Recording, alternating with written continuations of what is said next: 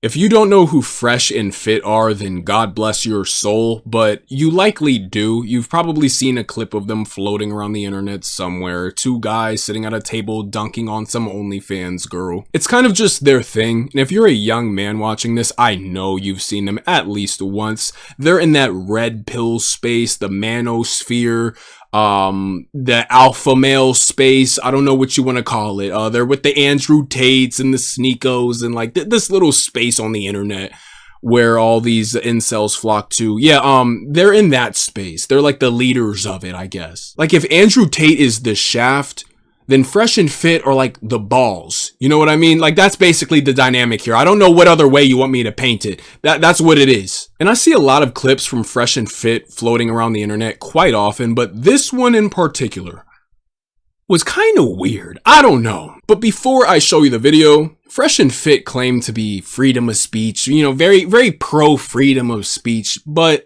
they also have a knack for false copyright claiming and taking down videos that criticize them, which is hilarious, actually. So I'm just going to put a picture over the video and you'll just hear the audio. I don't really know how YouTube copyright stuff works, so I'm just doing that to be safe. I don't want some weird false copy because I'm not a big channel, so they could probably get away with it and there's not much I could do. So yeah, you're not going to see the visuals, but it's Myron going back and forth with a woman about his desire to be with a younger woman instead of a woman his age range. And I think his reasoning is just really weird. So we're going to go over it. And I think she does bring up some good points as well. But here you go. What do you prefer? I prefer younger women. You prefer how old? So how old are you? Yeah. Because I want to know, how old are you? And then when you're bringing home these 22, 23-year-olds, what are you really trying to get from them? Yeah.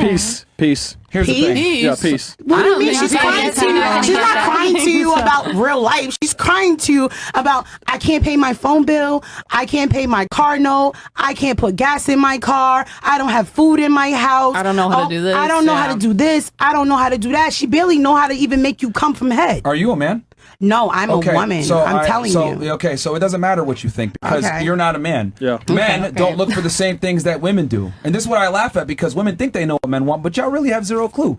You want experience. You want money. You want competence. Guess what I want? I want the opposite. Yeah. I'm supposed to be a strong masculine man who's a leader who could pay for things and take care of a woman.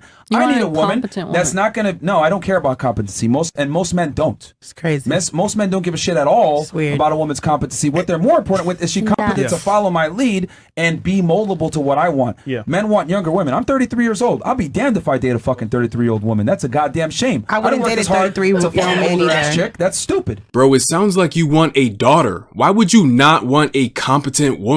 Is it because you wouldn't be able to manipulate her? Is it because competence would enable her to see straight through your bullshit?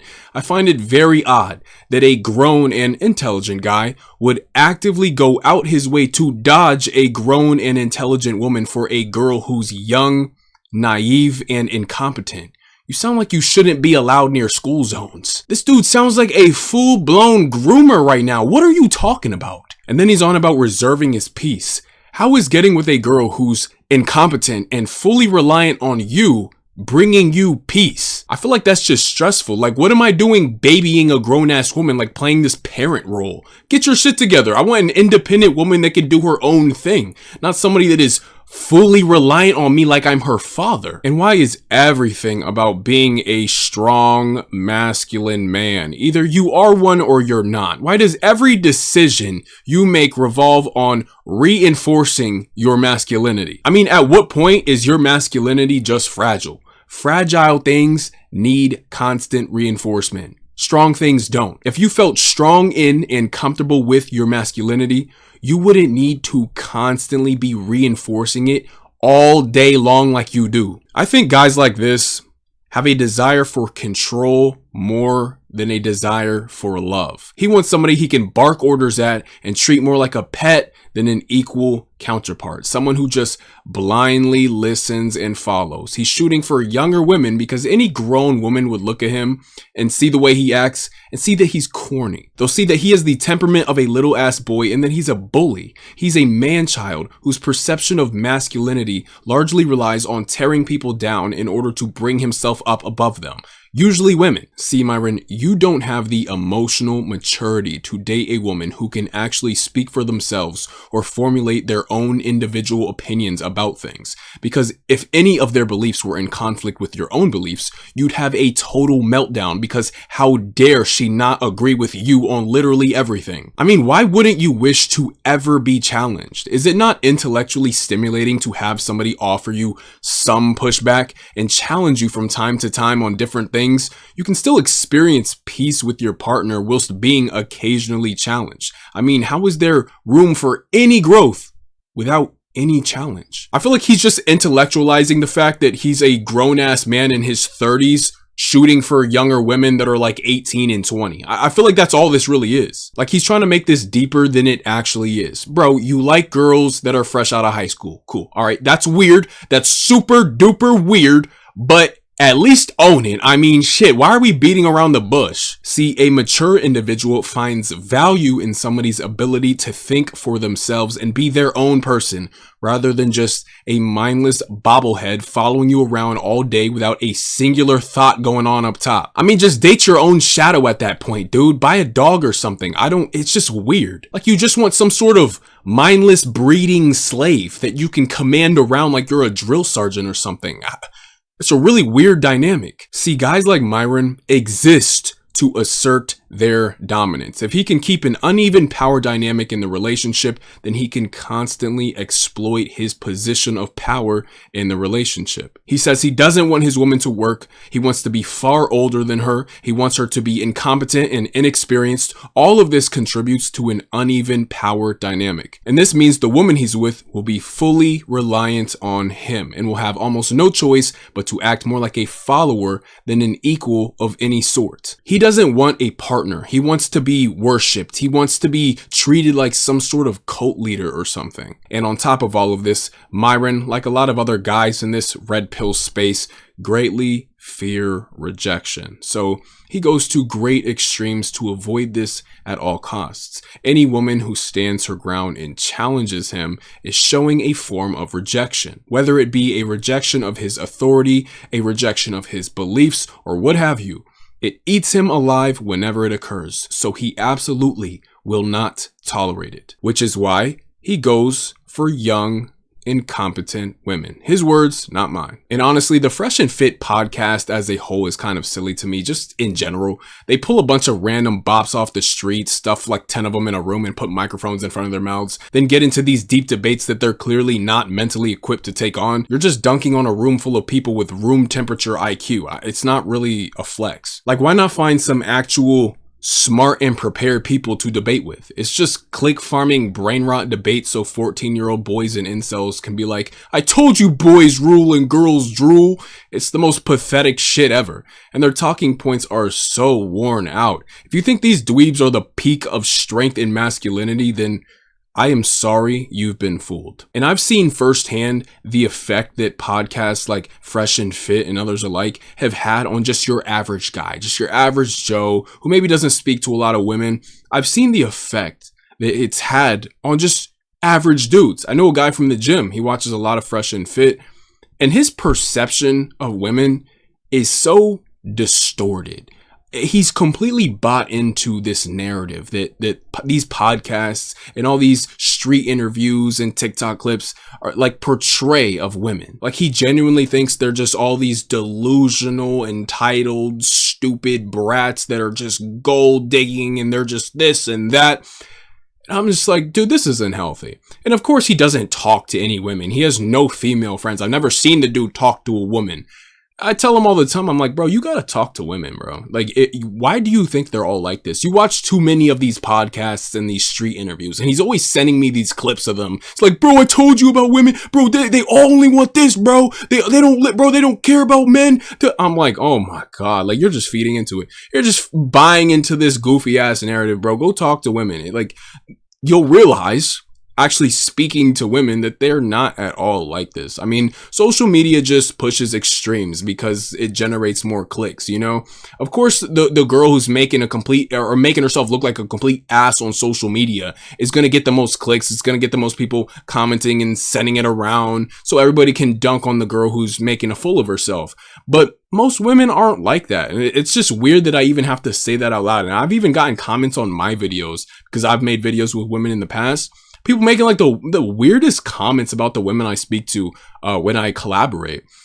And it's just weird. Like, why do you think this? Do you not speak to women? Do you have no like, female friends? Have you not been with many women? It's just, it actually, I think it's an overused word, but I do need to use it here because I think it is fitting. It's incel behavior. It actually is. Because in my experience, most women are not like that at all. Like what you're seeing on social media, of course, is just the absolute extremes. And a lot of these street interviews, you got to remember, like they're approaching women who are like out, they're just walking the streets, they're probably fresh out of a club or they just pre-game. They usually have alcohol in their system. And then they get asked questions about like geography and shit, or like these deep intellectual topics, like right there on the spot in the middle of the street.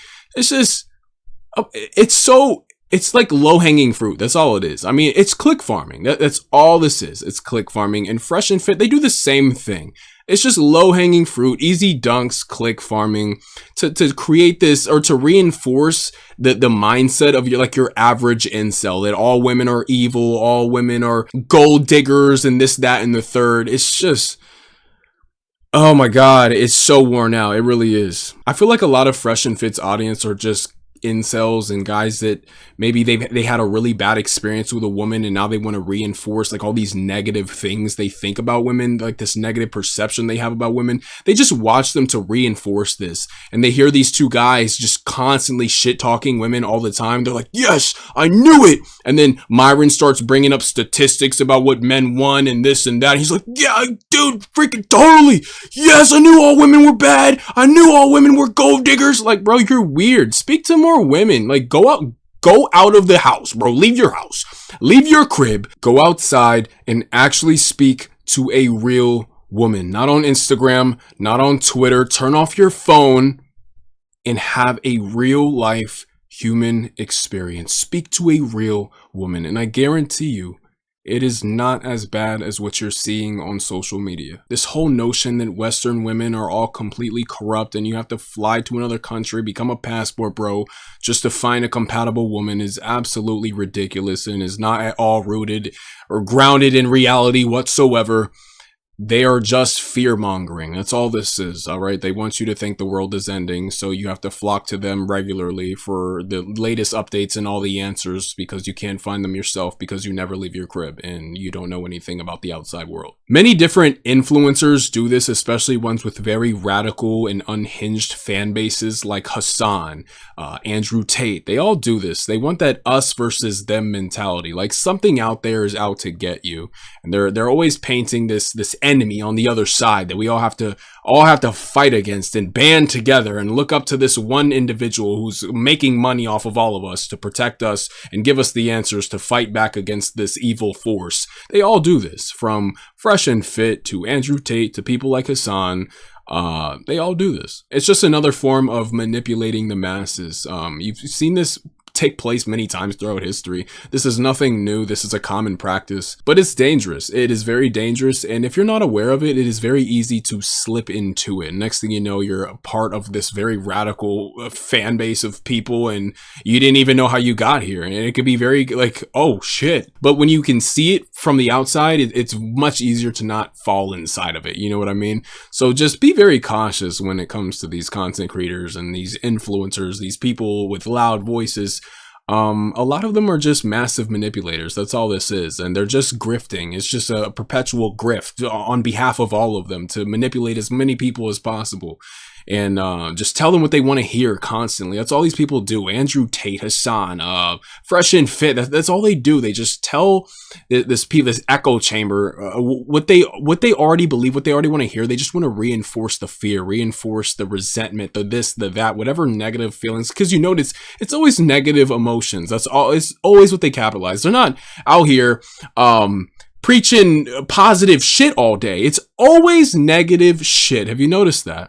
There's a reason, because it brings a stronger emotion out of people. It really gets them to side with you. You know what I mean? There's many other reasons as well. That's just like, just me touching on it. But that's what it's about. They want to fearmonger. They want to create that us versus them mentality, and they want to be the leader of it all. So yeah, watch out for that, I guess. Hope you guys enjoyed this video.